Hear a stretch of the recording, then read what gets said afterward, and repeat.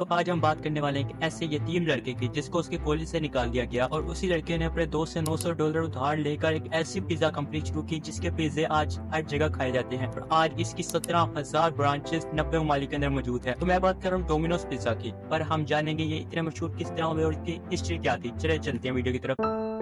ये स्टोरी शुरू होती है डोमिनोज पिज्जा के ओनर टॉम मोनागन से, जो कि 1937 के अंदर मिचिगन के एक शहर एन आर्बर में पैदा हुए। जब ये 4 साल के हुए तो इनके वालिद की वफात हो गई। इनका एक भाई भी था जिसका नाम था जेम्स। अब उसकी माँ उन दोनों की परवरिश करती थी, लेकिन कुछ देर बाद जब पैसे खत्म हो गए तो उन्होंने उन दोनों बच्चों को अकेला एक यतीम खाने में दे दिया। टॉम को किताबें पढ़ना बहुत पसंद था और टॉम का बिजनेस के अंदर बहुत इंटरेस्ट था, इसलिए उसने कई काम शुरू किए, जैसे कि अखबार को जगह जगह डिलीवर करना, फूल वगैरह बेचना। इसके अलावा और भी कई काम किए और उनका ख्वाब था कि वो एक आर्किटेक्चर बने। टॉम ने 1955 के अंदर हाई स्कूल से ग्रेजुएट हुए। टॉम ने अपना ख्वाब पूरा करने के लिए मिचिगन के अंदर एक यूनिवर्सिटी ऑफ आर्किटेक्चर के अंदर एडमिशन लिया, लेकिन वहां पर सेकंड सेमेस्टर के बाद उनको निकाल दिया गया क्योंकि उन्होंने अपना पढ़ाई के ऊपर ज्यादा ध्यान नहीं दिया और इसके अलावा एक बड़ी वजह उनकी फाइनेंशियल कंडीशन थी। इसके बाद उन्होंने फैसला किया कि अब वो पैसा कमाएंगे और कोई नौकरी वगैरह करेंगे, तो इसलिए उन्होंने डोमिनिक के अंदर एक डिलीवरी बॉय की हैसियत से काम करना शुरू कर दिया। वहाँ पर उनको बहुत मजा आने लगा।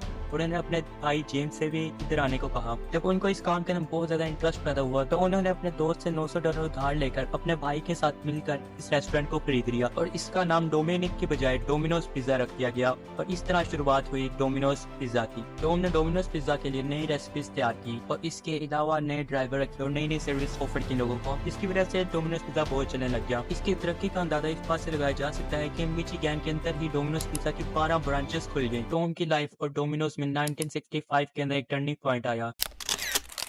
इसके अंदर इन दोनों भाइयों के दरमियान बहुत से इख्तलाफात हो गए, जिसकी वजह से इन दोनों भाई अलग हो गए क्योंकि टॉम चाहते थे कि हम अपने बिजनेस को बनाएं और अलग अलग ब्रांचेस खोलें, जबकि दूसरी तरफ ये चाहते थे कि हम सिर्फ और सिर्फ एक ही जगह पर मिलकर काम करें और डोमिनोज पिज्जा को बढ़ाएं। पर टॉम ऐसा नहीं करना चाहते थे, इसलिए इन दोनों ने एक दूसरे से अलग होने का फैसला किया और 1965 में ये एक दूसरे से अलग हो गए। इसके बाद टॉम अब के अकेले मालिक बन चुके थे, इसलिए टॉम ने यूएसए के अंदर ही 5,000 ब्रांचेस खुलवा दी डोमिनोज पिज्जा की। इसके बाद टॉम ने कई नई रेसिपीज ट्राई की और कई नई सर्विसेज ऑफर की, जिसके अंदर सबसे बड़ी ऑफर की 30 मिनट के अंदर पिज्जा डिलीवर करने की। तो ये था डोमिनोज का एक मास्टरमाइंड प्लान, जिसने डोमिनोज की तरक्की के अंदर बहुत अहम किरदार अदा किया कि 30 मिनट के अंदर लोगों को गर्म और फ्रेश पिज्जा मिलेगा। लेकिन ये बाद में जाके बहुत कंट्रोवर्शियल भी बना। ये सब हम जानेंगे आगे।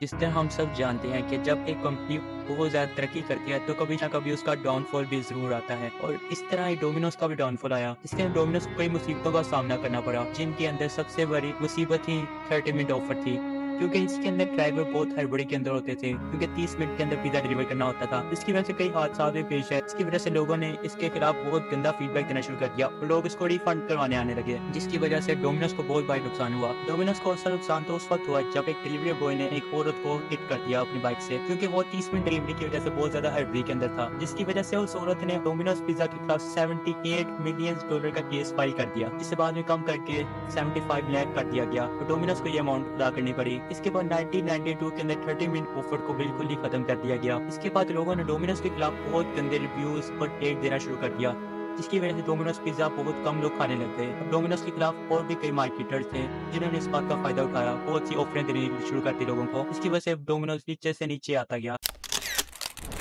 तो अब डोमिनोज बिल्कुल ही तबाही के कगार पे खड़ा था। इसके कुछ सालों के फेलियर के बाद डोमिनोज के लिए एक नया सीईओ हायर किया गया, जिसका नाम था डेविड ब्रैंडन। तो इनके पास बहुत से नए आइडियाज थे, जिसके सबसे पहला आइडिया ये था कि लोगों से अपनी गलती मानना और जो उनके पिज्जे खाते हैं उनसे उनका फीडबैक मांगना कि वो किस तरह पिज्जा को और बेहतर कर सकते हैं। इसके अलावा इनका दूसरा सबसे बड़ा प्लान था कि डोमिनोज के बिहाइंड द सीन दिखाना और उसकी सारी रेसिपी रिवील करना, जिसकी वजह से दोबारा डोमिनो का क्रेज बढ़ना शुरू हो गया और लोग पागलों की तरह डोमिनोज के पीछे पड़ गए और डोमिनोज का पिज्जा ही खाने लग गए, जिसकी वजह से बाकी सारी कंपनीज की ब्रांड वैल्यू कम हो गई और डोमिनोज दोबारा से दुनिया में छा गया। इसके अलावा उन्होंने कई नई टेक्नोलॉजीज पर काम किया। डिलीवरी को बहुत बेहतर किया गया, जिसमें ड्रोन, सेल्फ ड्राइविंग कार वगैरह शामिल थी। ये सब मिलकर डिलीवरी देती थी, जिसकी वजह से लोग बहुत खुश थे डोमिनोज की तरफ से। इसी सब की वजह से डोमिनोज की लुटी हुई इज्जत इसके पास वापस आ गई और यही सब वजूहत थी कि डोमिनोज आज भी इतना चल रहा है। इनकी तरक्की का अंदाजा इस बात से लगाया जा सकता है कि 90 ममालिक के अंदर इसकी 17,000 से ज्यादा ब्रांचेज है, जिसके अंदर 3.5 लाख लोग आज भी काम कर रहे हैं।